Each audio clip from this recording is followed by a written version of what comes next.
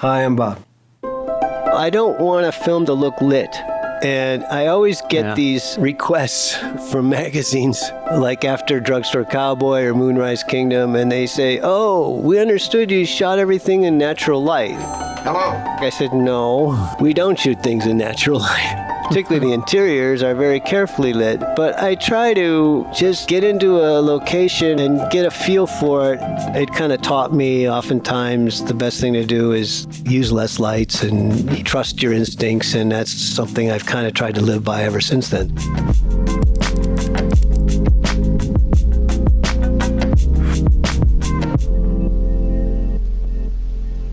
If the scene is a very dramatic scene, I might be a little more dramatic with the lighting. I try to have the lighting reflect the tone of the scene as best I can. Thank you. It's a book. In Grand Budapest, for instance, Wes found this old department store in Germany that was vacant. So we took it over. It was 5 floors, and the top had this beautiful skylight. So I bounced a lot of HMIs into a big white above the skylight, and it came through. I always have to prepare Wes because he likes to go with no lights, and I have to negotiate with him sometimes what I can do and what I can't. And in that movie, the negotiation was I could use HMIs, but they had to be outside the set. So we had a nice, even light. We have practicals everywhere for backgrounds, and then I'll bring in one light just to light the actors, a soft light with a chimera. Basically, it's a one-light deal because everything else is kind of lit, and that way we can move quickly, we can look anywhere, and when we're on the set, he likes to move very quickly. So it's a very simple way of doing it, but it works. I became his pupil, and he was to be my counselor and guardian. There's a lot of shots in Darjeeling Limited there that kind of whip pans in the middle of a scene. Yeah. And I've heard that actually you don't often do a dissolve on the whip pan. It's still that shot. Yeah. So operating there must be quite high when you get the shot, but also it must be quite nerve-wracking. It is. Grand Budapest, there's a scene towards the end where I'm basically kind of doing a 360, and we're up on the 5th floor of this hotel, and I'm in the center in the atrium, and we're not allowed to use cranes. So the Grips built me this tower, and I'm up there by myself on the tower, and the whole tower starts going like, moving back and forth. Oh my God. Because the moves are so quick, and I'm moving around so quick, and usually I have to walk around. So meanwhile, the actors are coming in, and very specific lines of dialogue that I have to make these moves. And I'm like, oh my God, how am I going to do this? And I'm sweating. So finally, I took a laser pointer and I attached it to the camera, and I put little X's, 1, 2, 3, 4, 5, 6, and then I closed the eyepiece, and I would just hit the laser pointer. And that way, I didn't have to march around and shake the whole thing. Yeah. I remember we did like 20 takes, and finally, when Wes goes, "Okay, we got it," I've never been so like, thank God. Nobody move. Everybody's under arrest. Who's out the window? Agatha.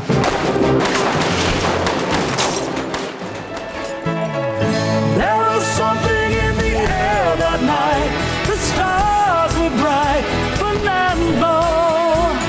The LEDs have really changed things. I did a movie, Mamma Mia 2, in England, and Dion Beebe was out there shooting a movie while we were prepping, and they had hung all these airy sky panels above, and they put a silk underneath it, and I went to the production and I said, this is exactly what I'm going to do. Maybe it's cheaper just to leave them all up there. Of course, that didn't happen, so it took them a week to put everything back up there. But it was so fast and amazing. The guy had a little iPad kind of thing, and I'd say, okay, it's night. So we'd cut everything in half, and we'd make it a little bluer, or, okay, now it's sunny day, bang. And it would happen within moments. So the sky panels have been really a big thing that has changed my style of lighting, and it makes it faster, which everybody wants everything faster now. Come on, move left. Oh, watch the rings. Watch the rings. I still love the old tungsten lights. I still use HMIs, but light panels have definitely changed how I light. And shooting digitally, which most of the times I shoot digitally now, it's changed my style of lighting for sure. The power of pain compels you!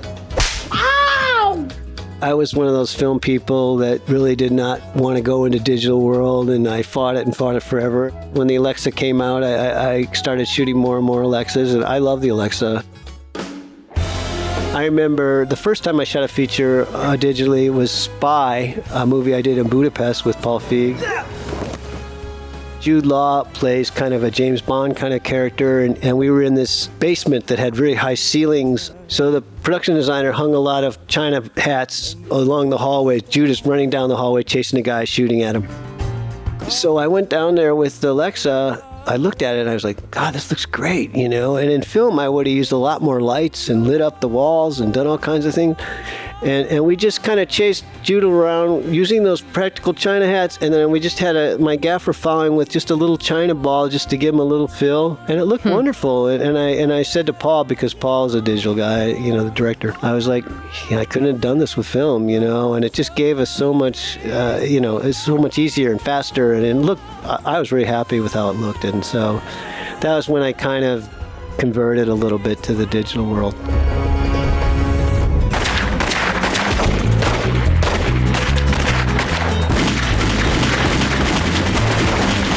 I read that on Bottle Rocket you used just the 27mm lens. Yeah, sparkler.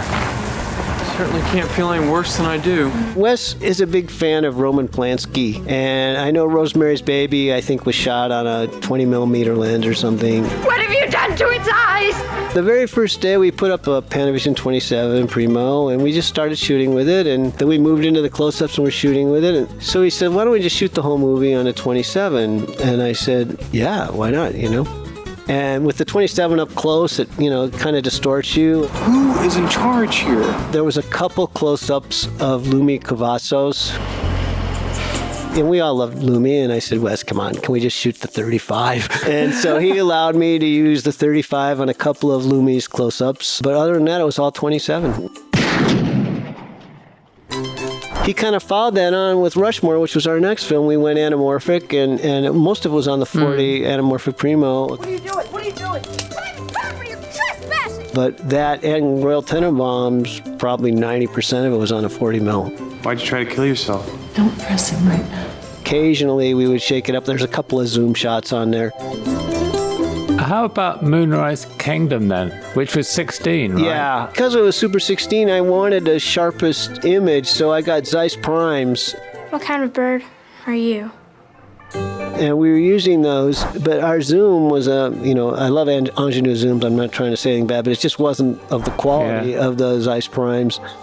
So whenever we used that zoom, it looked a little mushy to me, and so I complained, but everybody else loved it. You know, Wes, the editor, everybody else loved it. No, we love it. We love this. You know, so when you see the zoom shots, they do look a little mushy compared to the Zeiss primes. I tried to stick to those Zeiss primes as much as I could because I wanted the sharpest image I could. It looks great, and I mean, I think to do all that magic hour stuff and night work and that's very impressive. I'm listening. Read on. Kids today, I tell them they're lucky. When I started, everything was film, which was expensive to shoot. I have to rent a camera and buy film and process it. And today, you can shoot digitally. It's so much easier and less expensive. Shoot anything and take your iPhone and just go out and shoot things, and you'll learn. You can do a dramatic thing. You can do a thing about cars driving down the street. I don't care what it is. Just start shooting and you will learn. Look at your dailies and evaluate what you did. And if you can edit it, even better, because that's where you kind of learn what works and what doesn't work. 5, 6, 7. My daughter is actually a cinematographer. Her first film was shot on the iPhone with the black and white app, and it turned out really well.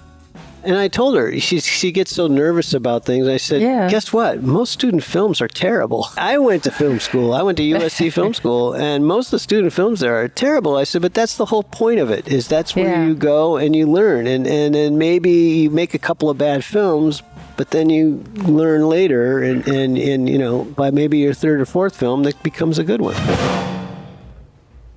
Little trouble there. Like many cinematographers, I tended to overlight. You know, you first start out, you get nervous and you're looking at your meter and, you know, you kind of don't trust yourself. And it kind of taught me oftentimes the best thing to do is use less lights and trust your instincts. And that's something I've kind of tried to live by ever since then.